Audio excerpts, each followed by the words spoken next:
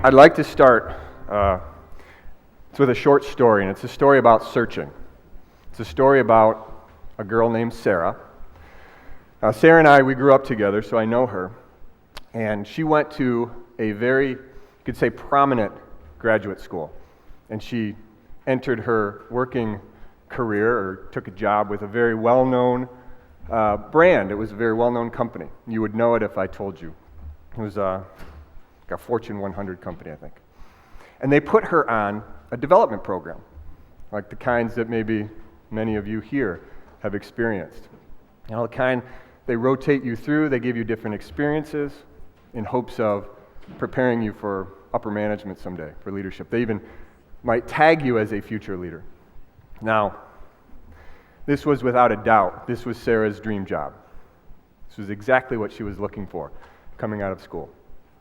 And she did very well for a number of years. She was given, merit increases. She was given additional roles and responsibilities, new opportunities, challenging jobs. But in Sarah's case, after about 4 years, she left the company, voluntarily left the company. Why? And what was lacking? What was she searching for that this company wasn't providing? Well, seeing that Sarah was my friend, I asked her that question. I said, why would you leave such an opportunity? And she told me.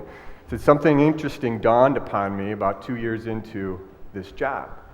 She said, I started to realize that management, leadership was looking at me not for who I was or who I might become someday, but where I might fit into the org chart, right? Into a predefined org chart, which isn't all bad.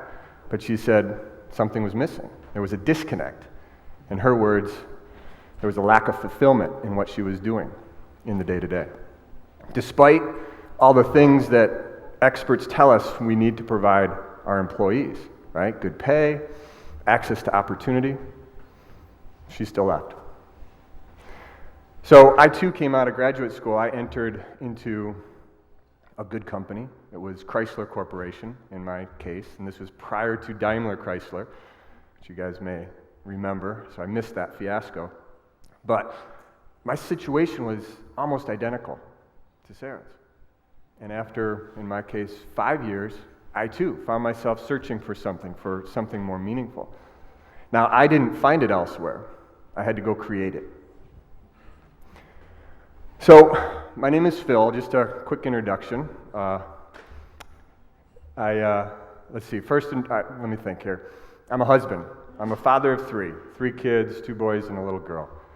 2 boys are soccer players, football, but soccer. And they ask me, when is the U.S. going to put forth a competitive World Cup team? I can't answer that, but until then, we will be watching your teams, and probably even Lithuania in our case, because we're really low right now. So what else? I'm of European descent. My mother is Irish and my father is from Slovakia. But what I'm probably most known for is that I'm a business owner, and in some definitions I'm an entrepreneur. Mostly I'm a practitioner. I practice business. And today I want to talk about the idea of how we can help people like Sarah find fulfillment and find it at work. So this is the idea. It's woven throughout the conversation that I want to have with you today. It's a little bit lofty maybe, but I will make it very practical, and I believe it's very relevant to today's business environment. So let's get going. There were 2 defining moments in my work life, you could say, that led me to this idea that through work we can find fulfillment. And the first was something presented to me by this man. It got me thinking about the idea of work and fulfillment. He said something, I want to just read it to you, see how it impacts you. This was in an interview that he had a number of years ago. He said, "It is my wish that the mystery existing in every man and every woman be recognized and acknowledged. And by this refine our outlook on life, our ability to listen becoming the foundation of all our action." So perhaps that says something unique to you. To me, it simply says that there is a miracle inside each and every one of us here worth paying attention to. That's what Sarah wanted. Sarah wanted her miracle to be discovered and paid attention to.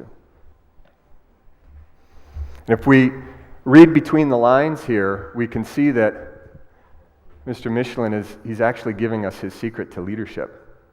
He's saying, first, listen, give people voice, help them help themselves, acknowledge them.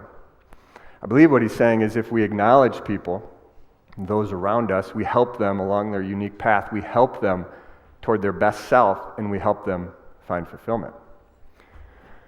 I also believe that he's telling us we need to do this in the workplace, that is the place to do it. I also found it quite interesting that, Mr. Michelin is the CEO. If you read this, it could be written by a philosopher or a religious person for that matter, but it was written by a CEO. I think that was very profound for me. Now, the second defining moment, maybe a little more practical, was at the onset of starting the business. And in 2008, we formed VentureSource. Now, VentureSource is part of a broader group of companies we call today the Inno Group. And just for a moment, I know we introduced VentureSource, but we are a supplier to many large, we call them Tier 1 suppliers. We do some OEM supply as well, and it's interior, exterior components, mirror components, precision mechanisms, and we have offices and operations around the world today. And today our group is a diverse collection of autonomous companies, about 15 of them, and together we do about $300 million in revenue, US dollars, and we employ 3,000 people around the world, and our businesses are quite varied. They range from for-profit schools to storefronts that sell like artisan products, coffee, services, engineering services, ideation, industrial design, design and development, those types of things, automated manufacturing, of course you can imagine for automotive, supply chain, sourcing, logistics, to name a few. And entering this group was another pivotal and defining moment for me because it was the first encounter I had with purpose-driven companies. I'd read about it, but I'd never really seen it in action. And so when we started, we came together, a number of us, I like to say 10 of us. Now some already had businesses and some were forming businesses. I was one that was starting a business. We said if we join a group, we can help each other. We put a group together. We said, well, common sense told us that we ought to have a purpose, some sort of alignment or unity factor so that we go in the same direction. And so we set out with the purpose to impact as many lives as we could and impact them in a positive way. Now, we're all engineers, so we had to put a number to that purpose, and I know that's probably not right, but we put a number to it. We said we want to positively impact 10,000 lives. That's where we began.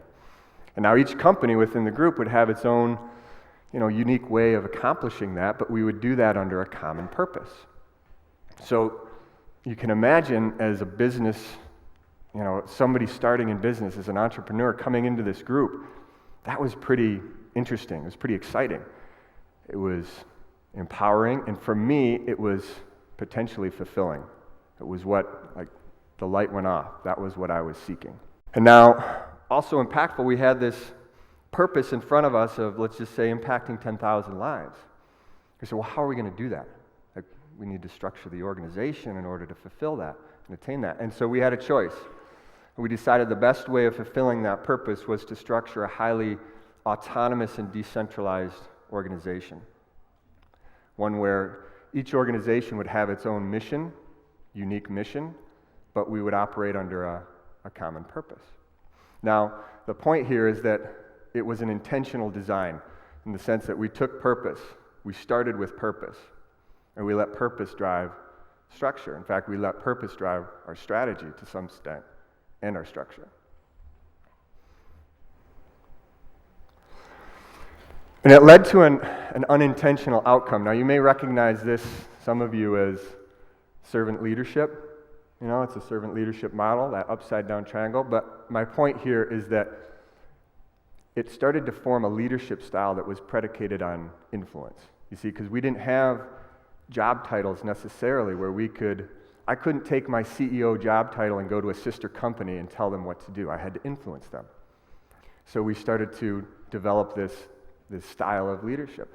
And we started to realize that in order to keep the group together in that initial state, that some of the leaders were going to have to sacrifice some of their individual interests. We called that the good of the whole. And that's how we started to grow that group. And so I use that picture to depict that. Now, of course, all of that, much of that philosophy carried itself into VentureSource. And today, we operate with many of those philosophies. Our purpose is very consistent with the group purpose, as you can imagine. In our case, we want to impact the whole person. When we say that, we want to impact the person in the professional and the personal realm. And we do that through their well-being, right? We even have a mantra. Our mantra is priority on the person. And it's as far as to say, no matter what we do in business, the priority is on the person. And so the business serves the person, not the other way around. And so our job became, my job, the leadership group's team, their job became to figure out how to structure an organization, to form an organization where people could perform at their natural best. They could find that natural best self and perform in the personal and the professional realm. So,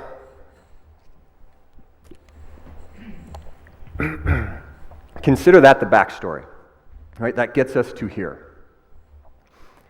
And then looking back on that and how we wanted to fulfill or live out that purpose, there were 3 key ingredients that led us to our success. Simple yet impactful. And they were intimacy, passion, and trust. In the sense that we want to see a place where intimacy can form, where passion can be discovered, developed, and where trust becomes the norm in our relationships and how we treat each other. Simple, yet impactful. And we need to think of those 3 as combined, as interwoven, right? One doesn't go without the other. And we need them to function together if it's going to be transformational to the culture. And so together with these 3, we start to create a place where people, they want to do excellent work. They want to give us their best self. And you can imagine why. Because a place like that, well, people are motivated. They have positive attitudes. They arrive to work with positive attitudes. They take initiative. They hold themselves accountable. They feel a sense of empowerment, which leads to a sense of self-worth and dignity in what they do. They feel belonging. They take all of this home with them at night. They share it with their family, their friends, their loved ones, their kids. So now we're impacting them both in the personal and the professional realm. And so to us, it was very clear, it was very obvious, the outcome, the impact, the return on being intentional about structuring an environment like this. For some, surprisingly, for some businesses, it's not obvious. And I'll use some data here to back that up. In a study done in the U.S., which was between the Gallup poll, LinkedIn, and NYU, they've been doing a study over 5 years, and they concluded that in our case, 66% of the U.S. workforce falls into a category I would call the unfulfilled. Unfulfilled in their work, in their jobs. Now, I think this number is probably consistent with the European Union. If we look outside into the rest of the world, then that percentage is actually much higher. But in our case, for the U.S., that's just under 100 million people who are going home every night, uninspired, unengaged, unmotivated, all 3, right? And there's 2 realities to this. The first is the person stays where they're at, and they give their bare minimum. And the second is they seek out something else, another organization that, let's say pays them 5% more to be equally unhappy. Those are the 2 outcomes. So assuming the data, the number is consistent for the European Union, and this is a unique crowd. So this question is probably better posed to a different crowd. But what's your number? Is it 10%? Is it 100, 1,000? I'm talking in in numbers now of people. How many people is that in your organization that might fall into that category?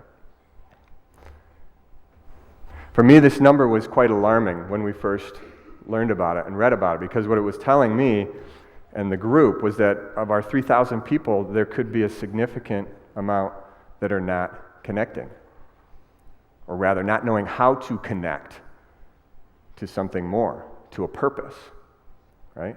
Certainly not our purpose. And connection is the point here, because the study wasn't saying, hey, we need more companies with inspiring purpose statements. We have a lot of that. No, what the study was saying is that we're failing to make the connection between the purpose of our organization and the hearts and minds of the people that make up the organization. So we all know Simon Sinek, right? He says it starts with why. How I understand that is inspiration then is just the beginning.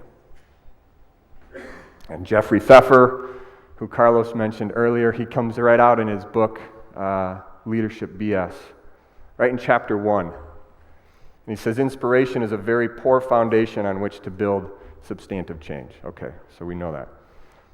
So we have to move beyond inspiration. We have to move from inspiration into motivation, into daily, practical, measurable action. And we need to figure out how to flip, how to invert the 66 who are currently unfulfilled to fulfilled. And how do we do that? What's the recipe? Well, to me, it goes back to the 3 ingredients that I gave you earlier. And those don't come from an academic study. They don't come from empirical data. They come from my experience and just seeing it and experiencing it in the workplace. But they're pivotal to turning this around. And what were they again? Intimacy, passion, trust. If you leave with anything from this discussion today, leave with those 3 words. Intimacy, passion, trust. We'll start with arguably the most difficult to form, to create, and that's intimacy. And to talk about intimacy, I want to talk about empathy first, because I believe we all understand empathy. We read about it. It's talked about a lot in business context, right? It's this idea of how we relate to the other person, how we understand their situation. In English, we have a saying, it's our ability to walk a mile in the other person's shoes. We know empathy is good, right? It can be practiced, taught, learned. But I will argue that we only maybe reach a superficial empathy, fake empathy, if we lack intimacy.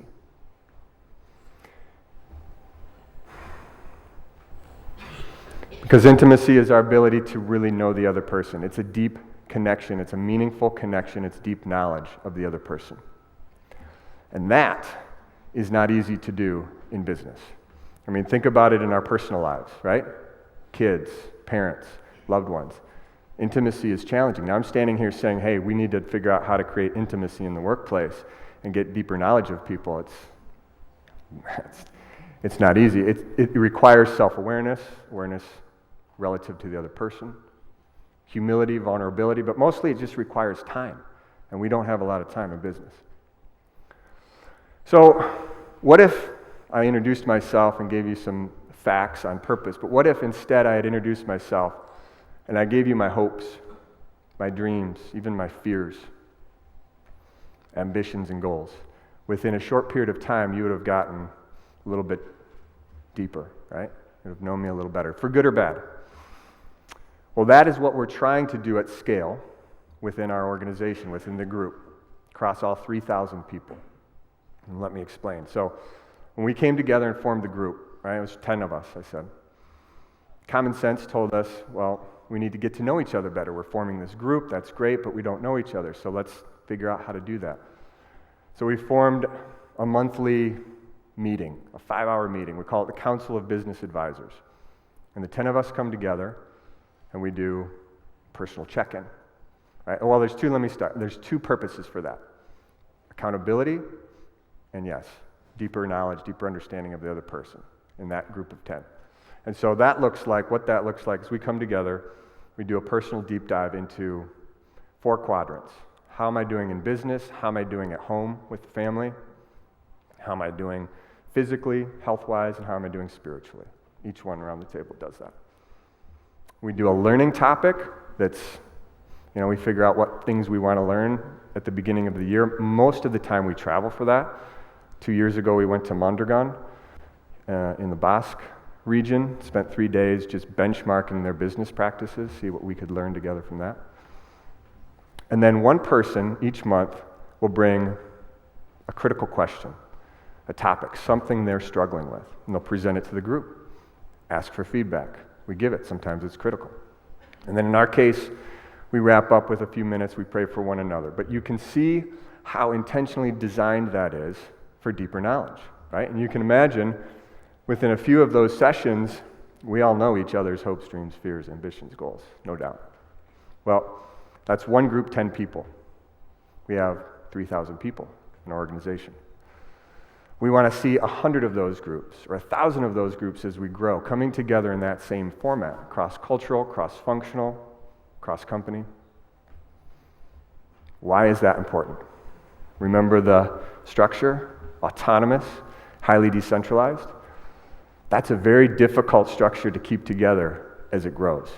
And we believe that intimacy, the practice of intimacy, the practice of deep knowledge of other people within that group, will be our glue. It'll be the glue that keeps the group together as it grows.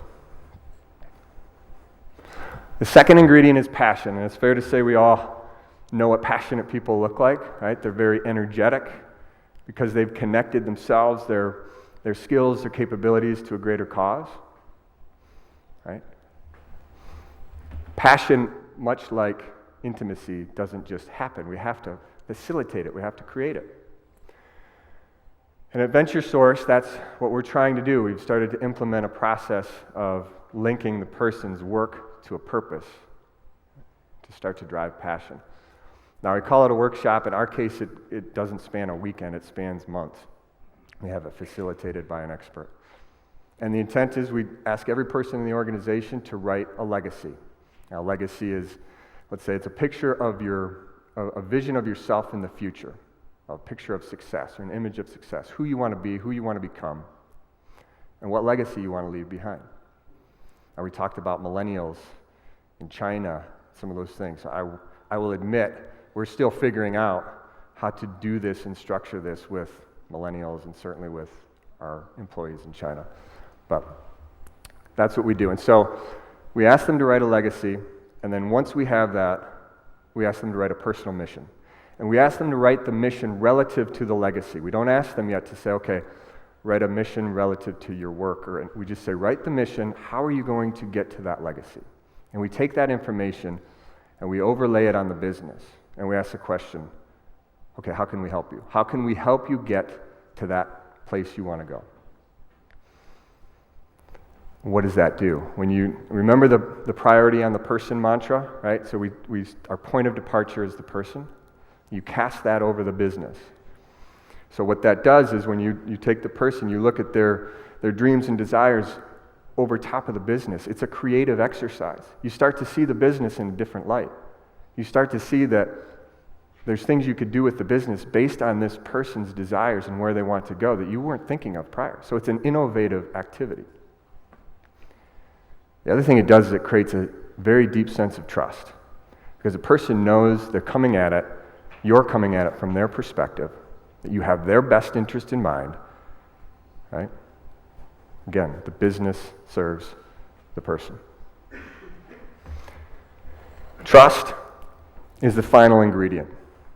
That's the sustaining factor. Without trust, you could argue this doesn't work. It falls apart. And when we talk about trust, we talk about like links of trust, personal links of trust, like a chain, right? So let's think about that. What if I'm on the shop floor 6 times removed from the CEO? How do I create trust with the CEO? How does the CEO trust me? Well, it starts with the links around us. If we create enough links, we create a critical mass of trust, then I can draw a line from myself to the CEO because John trusts me and Mary trusts John, Eric trusts Mary, and I can draw a line there and back. So we talk about the links. We talk about it at a personal level, one person at a time. And to give example of that, the best example I can give is outside of the group. And it's an example about a man, a company, and a commitment to zero layoffs. Now, the company is Barry Waymiller, and they're global, so maybe some of you are familiar with the company. They're a $2.5 billion global conglomerate of industrialized packaging. They employ 12,000 people around the world. And in 1987, this man pictured here in the very American-looking blue plaid shirt set out on a very ambitious growth strategy. It was growth through acquisition. And from 1987 until just last year, they acquired over 100 companies. Just do the math. That's 3 companies a year. Success, for 30 years. Imagine leading that complexity. Well, I had an opportunity to have dinner with him and some of his leaders a year or so ago. And he told us this story. And he said, when my leadership team and I set out on this strategy, we made a commitment. We said we were only going to do this if we could commit to zero layoffs. And so I'm hearing this and I'm thinking, okay, so no right sizing, no downsizing, no rationalization, no optimization, no business, whatever business jargon you want to throw at it. And so I was searching for why I wasn't getting it. So I was searching in my mind to try to rationalize it. And I landed on the Jack Welch bottom 10%, right? GE, he had a philosophy of getting rid of the bottom 10% every year to stay competitive, right? I landed on that. Another story, my father worked for Jack Welch for a number of years, so those types of stories were in my head. So I led with that, unfortunately. I was like, okay, well, Mr. Chapman, you're going in, you're acquiring these companies, you would have found redundancies, you would have found dead weight, you would have found underperforming people, right? You fired them, cleaned the slate, or started fresh, and then committed to zero layoffs. Is that how you did it?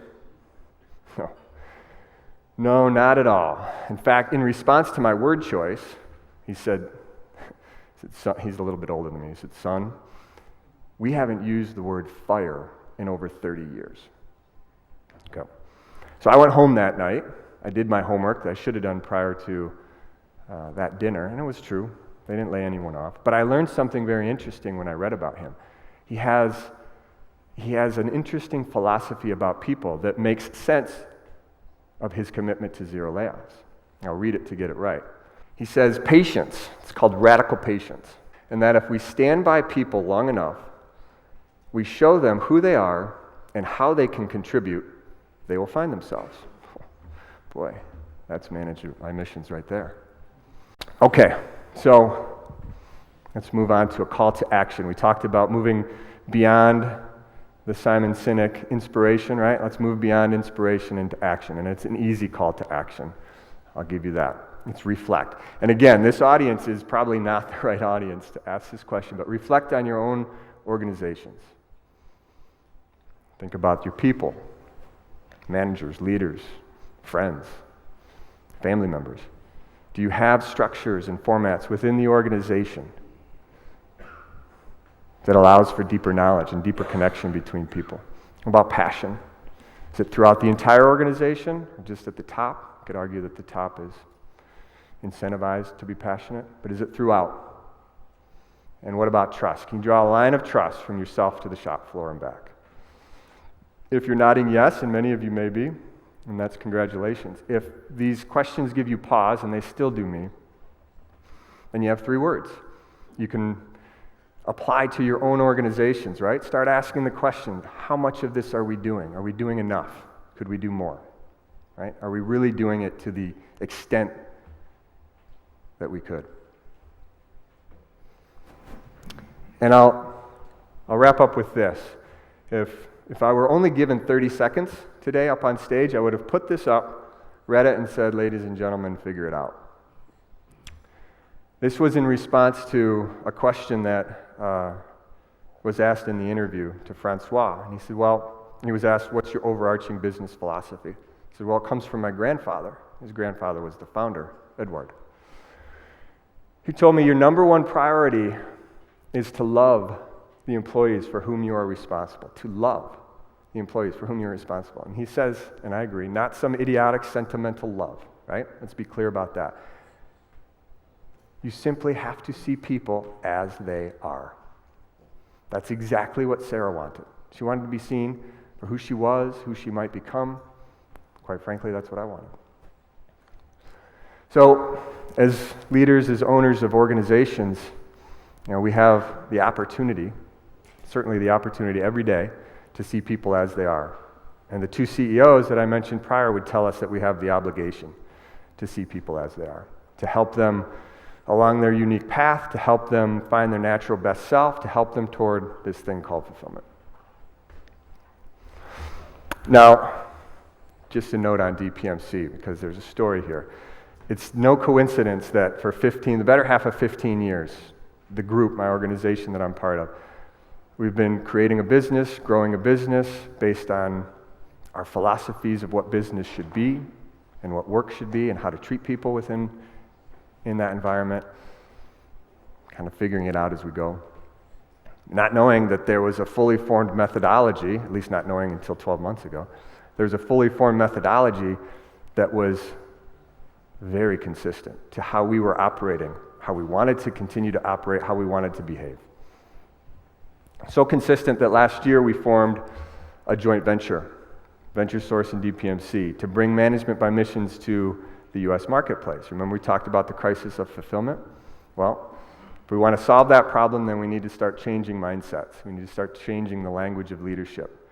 One that looks at the human person, his or her capacities, and sees it as the most reliable, the highest performing asset, if you want to call it that, available, even the highest potential performing asset.